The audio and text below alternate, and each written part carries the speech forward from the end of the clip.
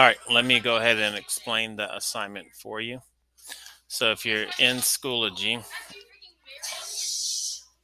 and we are in Unit 3, Research Unit, Museum Assignment. All right, so right here are your assignment directions. So if you pull that up, it's going to bring up a Google slideshow. So the Google slideshow here gives you all the instructions that for it. So the research unit was called Difference Makers, and so you had to research a historic figure, a current figure, an organization, or some type of movement that has changed the U.S. or the world. And all of these are live links, so you can click on these to help you find someone to research. And you may have found someone already before you left. I don't remember. Um, this is going to be put into a Google slideshow, and I'll show you what that looks like, but it's going to be in the format of a museum. So when you put this slideshow together, it's going to look like we're touring a museum. So it's a virtual museum. You need to have at least 5 sources. 3 of them can be websites, and then 2 of them could be any one of these other things here. By the time we're done, we're going to write an article. We're going to create a brochure. We're going to create an infographic. Your infographic can be a timeline, so you don't have to do a timeline if you do an infographic. And then we'll make a introduction, a personal, a public service announcement to introduce your museum. So this is just an example of a museum, what it looks like if you tour it. This is actually the museum template that we're going to use. So once we create everything, you're going to be able to paste that information into this virtual museum. And so you'll be able to click through the rooms, and this is where all of your artifacts or the things that you research will go in the museum. You will have a spot for your picture and some information about you. And then once you're done, you have your works cited page will be right here.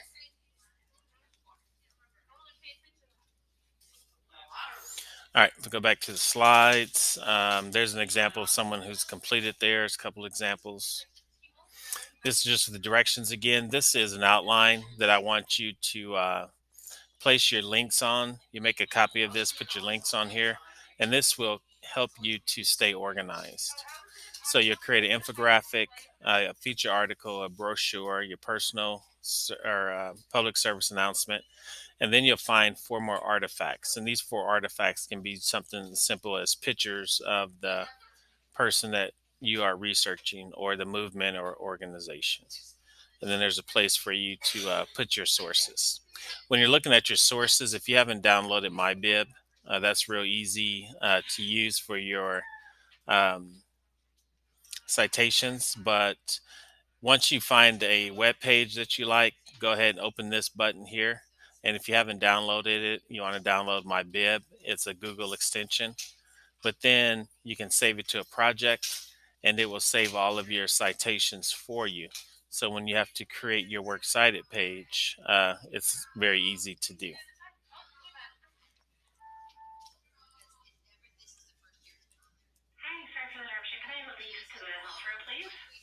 Yes, she's on her way. All right. So we watched a couple of videos over reliable sources and plagiarism.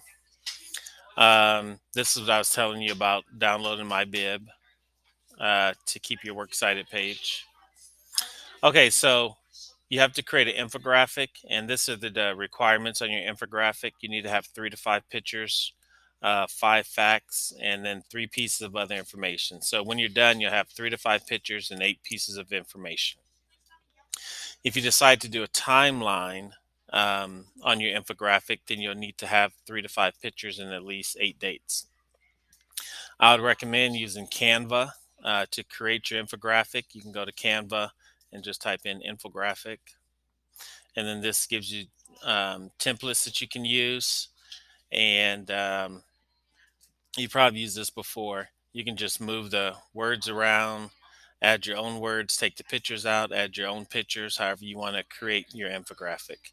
And then remember, back on the previous slide, I showed you what you needed to have on your infographic. So that's one big part of the assignment. A second one is your feature article. Today you start writing your feature article.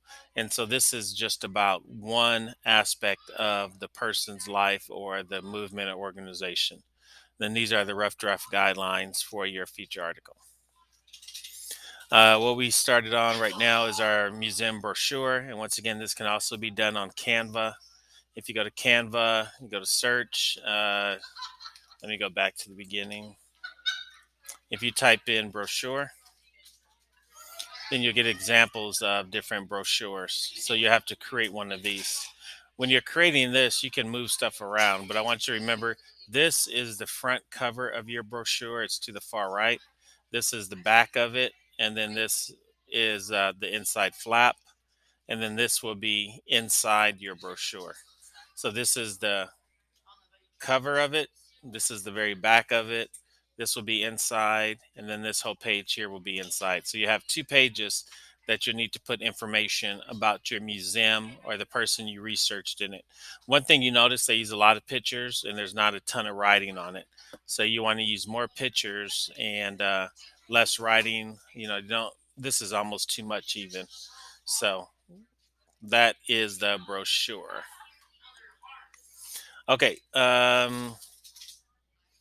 What we worked on, I guess, today was recording a 15-second intro to your museum.